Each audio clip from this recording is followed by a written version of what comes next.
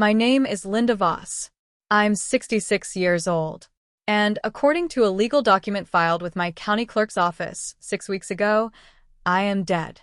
I found this out the way you'd expect to find out something that absurd, badly, and all at once. I'd spent 6 months on a mission trip in a remote part of Guatemala with almost no cell signal, helping build a clinic with a small church group. When the van finally dropped me back at my own street, my key didn't work in my own front door. There was a new family's car in my driveway. A sold sign, half buried in fresh landscaping, sat near what used to be my mailbox. My son Ethan had filed paperwork declaring me deceased. He needed cash. And a dead mother's house, it turns out, sells a great deal faster and with a great deal less paperwork than asking your very alive mother's permission. What Ethan didn't count on was who'd be sitting behind the desk processing that final closing. My husband passed 11 years ago, and I never remarried. I filled the years since with the two things that mattered most to me: my faith and my son. Ethan had always been the more anxious of my two kids, prone to big swings between confidence and panic, and after his father died, I watched him lean hard into a version of ambition that scared me a little.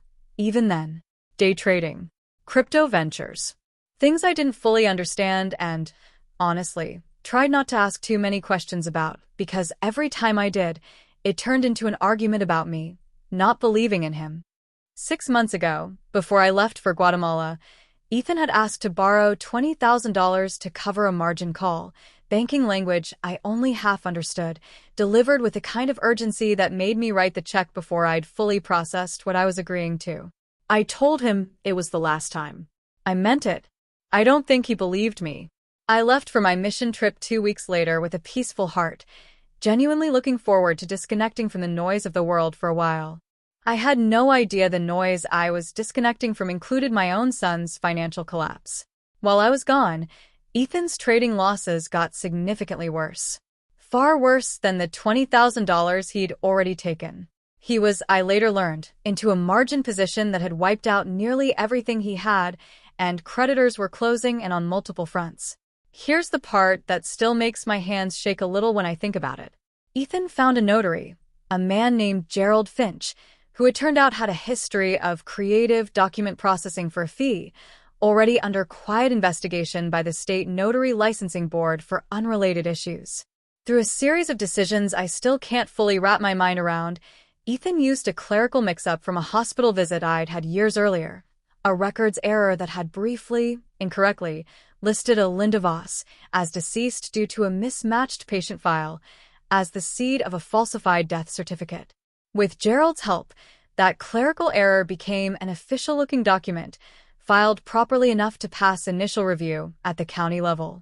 With a death certificate in hand and an outdated but technically valid power of attorney I'd signed years earlier, just in case, now repurposed by Ethan's own lawyer to argue he had standing to settle my estate, Ethan listed my house. Full staging. Professional photos. A fast, clean sale to a young family relocating for a job, closing in 18 days. I was somewhere in the mountains of Guatemala, mixing concrete for a clinic wall, completely unaware that on paper, back home, I no longer existed. The closing was handled through a regional bank branch. The branch manager processing the final paperwork was a woman named Grace Whitfield. Grace and I met in college 44 years ago. She was my roommate for 3 years. She stood beside me at my wedding, holding a bouquet of white peonies, 26 years old and laughing so hard during the vows that the photographer caught it in nearly every picture. We drifted over the decades the way old friends sometimes do.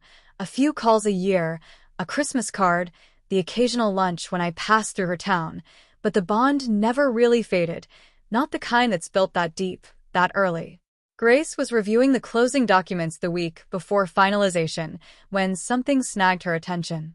The signature on file, supposedly mine, from an earlier authorization Ethan's lawyer had submitted, didn't match the signature Grace remembered from decades of birthday cards and the one on file from an old joint account we'd briefly held together in our 20s for a shared apartment deposit, still archived in the bank's older records. It was a small thing. The kind of small thing only someone who genuinely knew you, not just your file, would ever catch. Grace didn't confront Ethan directly. She quietly flagged the file for review and, using contact information from an old holiday card exchange, tried reaching me directly. My phone had been dead for 6 months, sitting in a drawer in Guatemala. She left messages that went nowhere. She kept trying, periodically, for weeks, out of nothing but instinct and loyalty. The moment I landed back in the country and powered my phone on for the first time in half a year, 17 missed calls from Grace lit up my screen, along with a message that simply said, "Linda, call me the second you get this. It's about your house. It's urgent." I called her from the airport, jet-lagged and confused, and listened as my oldest friend calmly explained that, according to bank records, I was dead. My son had power of attorney over my estate, and my house was 2 days from finalizing a sale. I went straight to the bank. Grace met me at the door before I'd even reached the front desk, and the look on her face when she saw me, very much alive, very much furious, told me everything about how seriously she'd taken this. The closing was happening in a conference room down the hall. Ethan was there, mid-signature, when Grace walked in with me a step behind her. I will never forget his face. Not anger. Not even shock, exactly. Something closer to a man watching a wall he'd built collapse in real time, all at once, with no possible way to rebuild it before everyone in the room saw exactly what he'd done. "Mom," he said. That was all he managed at first. "I'm not dead, Ethan," I said. "I was building a clinic wall. You should have called." Grace had already alerted the bank's fraud division before I'd even arrived. By the time I finished speaking, 2 compliance officers were already documenting the room. "Ethan is currently facing federal charges related to the falsified death certificate and fraudulent conveyance. This isn't a family dispute anymore. It's a criminal matter, and that separation happened the moment he chose forgery over an honest conversation with his own mother. I won't pretend this hasn't broken something in me. It has.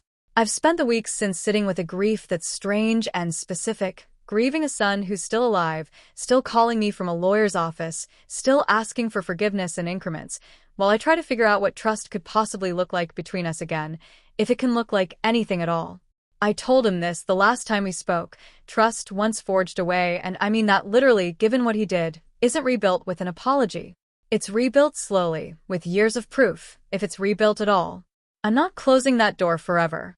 But I'm also not opening it on his timeline anymore. Only on mine. Grace and I had dinner last week, the first real one in years.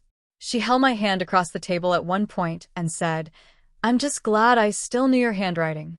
If you're watching this, hold on to the people who know you well enough to notice when something's wrong, even from far away.